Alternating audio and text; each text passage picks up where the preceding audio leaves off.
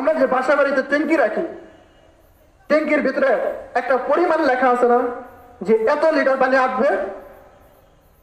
ট্যাঙ্কিতে যদি আমরা ফুটো করে দেই, যতটুকু পানি আসছে, যত পানি ছিল ততটুকু তো বের হবে, তার থেকে বেশি তো আর বের হতে পারবে না, কারণ তার ভিতরে তো তার থেকে বেশি নেই, থাকলে তো বেশি বের হইতো, তাই না?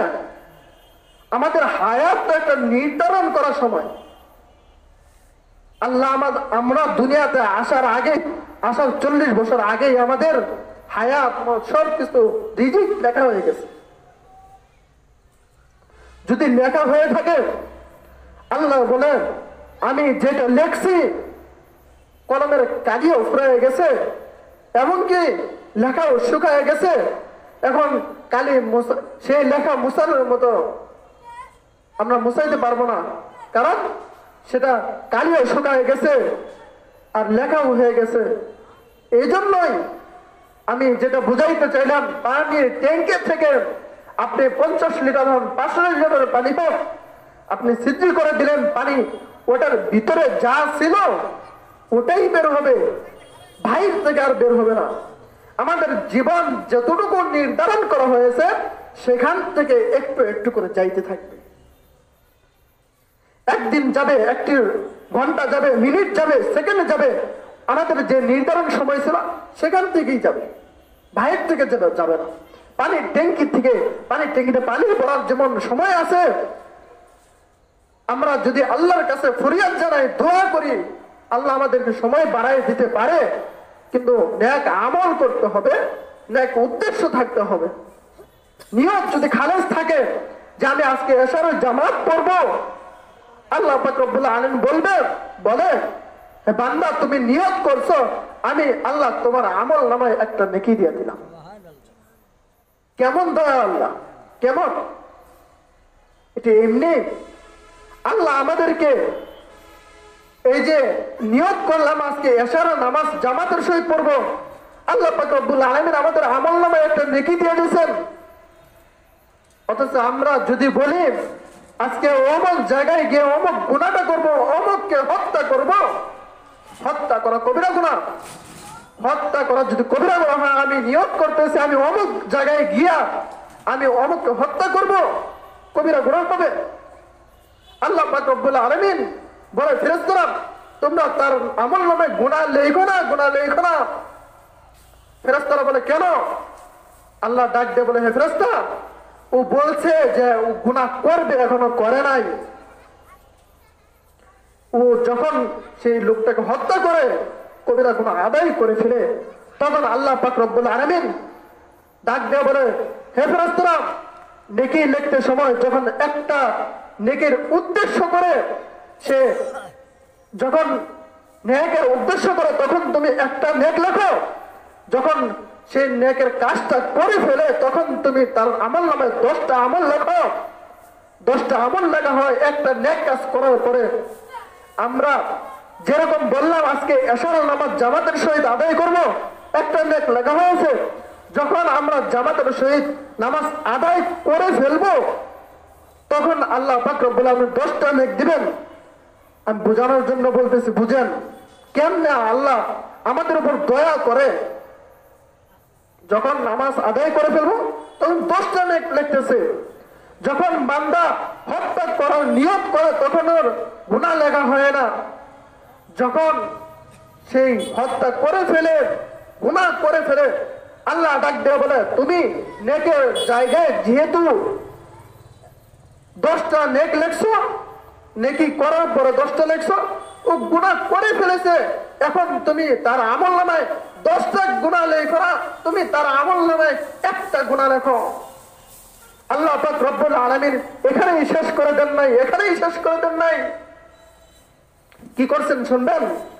আল্লাহ পাক রব্বুল আলামিন ডাক দিয়ে বলেন হে ফেরেশতারা, যখন আমার বান্দা একটা গুনাহ করে ফেলেছে, তুমি তার গুনাহটা এখন কালি দিয়ে লেখো না, পেন্সিল দিয়ে লেখো। বুঝার কারণে বলতেছি, পেন্সিল দিয়ে লেখলে মোছানো যায়, পেন্সিল দিয়ে লেখো।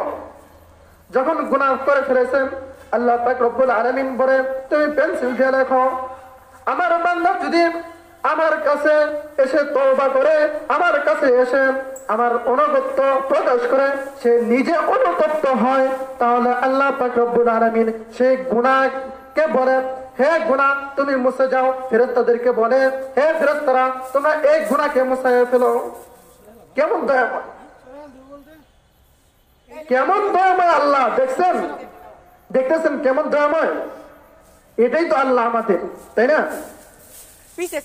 গুনাহ করছি তো আল্লাহ ডাক দিয়ে বলতেছে, ফেরেশতারা তোমরা পরে এই গুনাহ নেই করো। যদি আমার বান্দা আমার কাছে তওবা করে, আমি আল্লাহ তো তার গুনাহ মাফ করে দিতে পারবো। কেমন আল্লাহ আমাদের! আল্লাহ আমাদের প্রতি এত দয়া দেখাইতে, আল্লাহ আমাদেরকে ডাক দিয়ে বলতেছে, বান্দা তুমি আমার কাছে আসো। আমরা কি করতেছি? আমরা আল্লাহ তাআলার সাথে গাদ্দারি করে আল্লাহর কাছ থেকে সরে যাই। কেন যাইতেছি? আমাদের ঈমান নষ্ট হয়ে গেছে। আব্দুল্লাহ ইবনে হুযাফা হযরত ওমর ইবনে খাত্তাব রাদিয়াল্লাহু তাআলা আছে যে তোমরা বান্দা আমার কাছে আসো, আর আমরা কি করতেছি? তার সাথে গাদ্দারি করে চলে যাইতেছি। কেন কেন যাইতেছি? এটা আমাদের ঈমান নষ্ট হয়ে গেছে। কি নষ্ট হয়ে গেছে? আমাদের ঈমান নষ্ট হয়ে গেছে। ঈমান নষ্ট হওয়ার কারণ একটাই, আমরা আমাদের যখন জন্ম হয়, আমাদের ডান কানে আযান দেওয়া, বাম কানে ইকামত দেওয়া, আমরা এটা করি কিন্তু সহিহ নিয়তে করি না। এটা বাধ্যবাধকতার আমল দেখে আসতেছি, করতেছি। কেন করা হইতেছে? কেন করা হইতেছে? এখনো মানুষ দুনিয়া থেকে চলে যাইতেছে, কোনোদিন আকীকাও করে না। কিছু কিছু ছোট ছোট জিনিসের কারণে মানুষের ঈমান নষ্ট হয়ে যাইতেছে। মানুষের নাম রাখে মানুষ। হযরত ওমর ইবনে খাত্তাব রাদিয়াল্লাহু তাআলা আনহুর যুগে একজন মুরব্বী গেছে ওমরের কাছে বিচার দেওয়ার জন্য। তার সন্তান তার কথা শুনে না। তিনি বলতেছেন, আপনি আগামী সপ্তাহে আইসা আমার কাছ থেকে জবাব নেবেন, বিচার পাবেন। ওই মুরব্বী তার ছেলেকে নিয়ে তারপরের সপ্তাহে আবার আসছে, আইসা বলতেছে, আমিরুল মুমিনিন, আমার সন্তান তো আমার কাছে আমার কথা শোনে না। আপনি তো বিচার করতে চেয়েছিলেন, এই সপ্তাহে আসতে বলেছিলেন, আমি তো এই সপ্তাহে আবার আসছি। তখন বলতেছে যে সেই মুরব্বীর ছেলেকে বলতেছে, হে যুবক, তোমার বাবা যে নালিশ করেছে, এই নালিশটা কি সত্য? এটা কি সত্য কথা চলতেছে? সত্য কথা বলতেছে? সেই যুবক বলতেছে, হ্যাঁ হুজুর, এই কথা সত্য। এখন বলতেছে যে হুজুর, আমি আমার বাবার কথা শুনি না, আমার কি একাই হক আমার বাবার দায়িত্ব পালন করার? তার কি আমার উপর কোনো হক ছিল না? তার কি হক ছিল না? অবশ্যই তো ছিল। আমিরুল মুমিনিন বলতেছেন, হ্যাঁ হ্যাঁ হ্যাঁ, অবশ্যই আপনার উপর দায়িত্ব ছিল। আপনার উপর দায়িত্ব ছিল আপনার সন্তানকে দ্বীনি শিক্ষা দেওয়া। কি শিক্ষা দেওয়া? দ্বীনি শিক্ষা দেওয়া। আপনি আপনার সন্তানকে জজ, ব্যারিস্টার বানাবেন, ডাক্তার, ইঞ্জিনিয়ার বানাবেন, তবে প্রথম অবস্থায় দ্বীনি শিক্ষা দিয়ে দেন।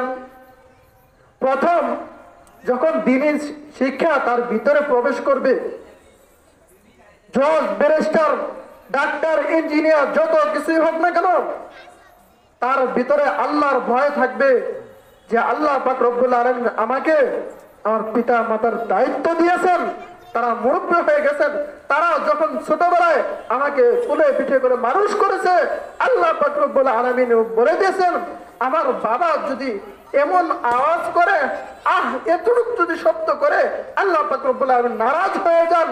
যদি পিতা মাতা একটু নারাজ হন, আল্লাহ নারাজ হয়ে যান, এটা তখন তার ভিতরে কাজ করবে।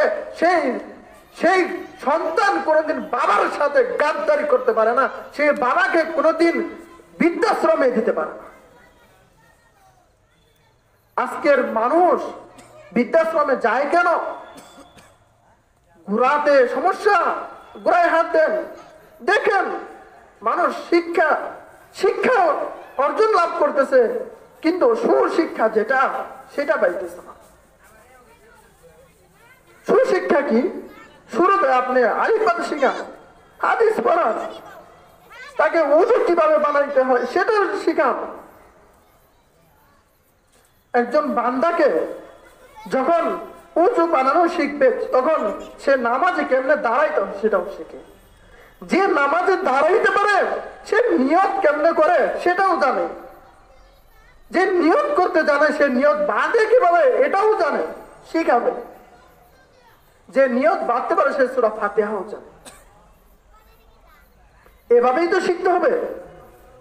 ওযু করা শিখান, নামাজের মাসাইল শিখান, নামাজের সুন্নত শিখান, ওযুর ফরজ শিখান, নামাজের ফরজ শিখান, ছোট থেকে শিখান। ছোট থেকে যখন মাদ্রাসায় 1 to 3 পর্যন্ত পড়াবেন, যখন ছোট থেকে হালকা কিছু নমুনা যখন শিখায় আপনি স্কুলে ভর্তি করে দিবেন, সে আজান যখন কানে আসবে তখন সে দৌড়ে মসজিদে চলে যাবে। আল্লাহু আকবার, আল্লাহু আকবার, আল্লাহর স্লোগান এসে গেছে। আল্লাহ একমাত্র বড়, আল্লাহ বড়, তার অতীত আর কেউ নাই, তার থেকে বড় আর কেউ নাই। যখন এই কথা তার কানে আসবে তখন দৌড়ে মসজিদে যাবে, দৌড়ে গিয়ে আল্লাহু আকবার বলে নিয়ত করে ফেলবে।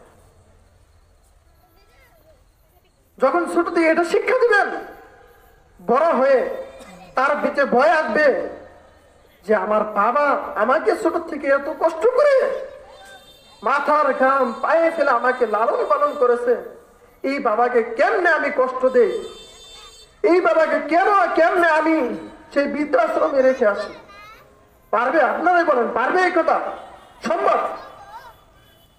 আর যদি একটা মানুষকে ছোট থেকে নরম মস্তিষ্কর ভিতরে যদি শিখায় দেওয়া হয়, আপনার পূর্বপুরুষ ছিল বান্দর ছিল, সে কি করবে? যখন আপনাকে বলা হবে যে তোমার বাবাকে তুমি খেদমত করো না কেন, বাবার সেবা যত্ন করো না কেন, তোর বাবা মায়ের সেবা যত্ন করো না কেন, তিনি বলবে কি জানেন, আমার বাবা তো বান্দর ছিল, তাকে আমি কেন সেবা যত্ন করবো? এটা আসলে মূলত শিক্ষা। কেমন শিক্ষা দিতে হবে? এই শিক্ষা দিতে হবে যে শিক্ষার দ্বারা মানুষের ভিতরে ঈমান পয়দা হয়, তাকওয়া হয়, দিলের কান দিয়া মানুষের আলেমদের কথা শুনে নবীর প্রেম ভিতরে জাগরণ হয়। কথা আসলে বেশি নয়, এতটুকু কথা যে আমি যে কাজটা করতেছি, যখন একটা বান্দা ছোট থেকে ছোট ছোট আমল করবে, ওযু বানানো শিখবে, নামাজের শিক্ষা পাবে, ফরজ পাবে, তখন তো সে আমল করবে। একটা জিনিস খেয়াল রাখবেন, একটা জিনিস দিয়ে উদাহরণ দিই। অনেক মানুষ ফোন টিপে কিনা, এখন অ্যান্ড্রয়েড সেট আসছে, তাই না? অনেক মানুষ দেখবেন ঘন্টাকে ঘন্টা সামনে নিয়ে অ্যান্ড্রয়েড সেট নিয়ে বসে আছে, চোখ ফিরায় না। মজা পায় কি পায়? মজা পাইতেছে ওটাতে। একটা বাচ্চা যখন ওযুর ফরজ জানবে তখন তো সে ওযু করবে, কারণ মজা তো। আমি যেরকম মোবাইল দেখে দেখে আমি মজা পাইতেছি, আমি ওযু বানাইতে আমি শিখি, আমি জানি, আমি যেরকম মোবাইল চালাইতে পারি বিদায় তো আমি মোবাইলটা চালাই, তাই না?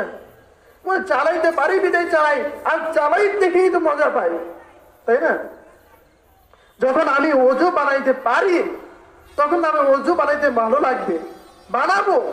আর ওযু যদি বানাইতে পারি তাহলে তো আমি নামাজটা পড়বো, মজা পাবো। আর যদি আমি ওযু বানাইতে পারি না, আমি নামাজও পড়বো না। আমার কারণ আমাকে যদি কেউ নামাজের দাওয়াত দেয়, আমি কি বলবো? আমার কাপড় সমস্যা, আমি ওযু বানাতে পারি না, আমার তো জানা আছে আমি ওযু পারি না, হুজুর আমার সময় একটু কম, আমার শরীরে ভালো না, এটাই তো বলে উদাহরণ দিয়ে চলে যাব। তার কারণ কি? আমার মনে তো শান্তি নাই। মোবাইল চালায় যে মজাটা পাই, আমি নামাজ পড়ে সেই মজা পাই না। আমি নামাজ পড়ে মজা পাইতাম যেরকম মোবাইল যখন আমি টিপতে পারা শিখছি, যখন টিপতে না পারি তাহলে আমার সেটা চালাইতে মজা লাগে না, ভালো লাগে না, সেই মোবাইল সেটা ভালো না। এটা মনে হয় যখন আমি ওযু বানাইতে পারবো না তখন তো মনে হবে যে নামাজ আসলে ভালো না।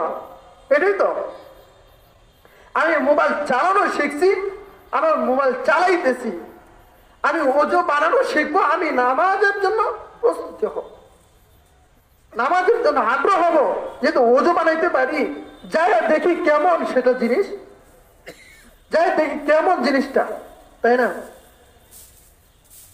এখন আমি মোবাইল চালাইতে পারি, ওখানে গেছি, চালাইতেছি, চালায় যখন একটু মজা পাই, সে ওযু বানায়া যখন সেই নামাজে দাঁড়ায়, বুঝছেন না, যখন সে মোবাইল চালাইতে যায়, মোবাইল চালায় মজা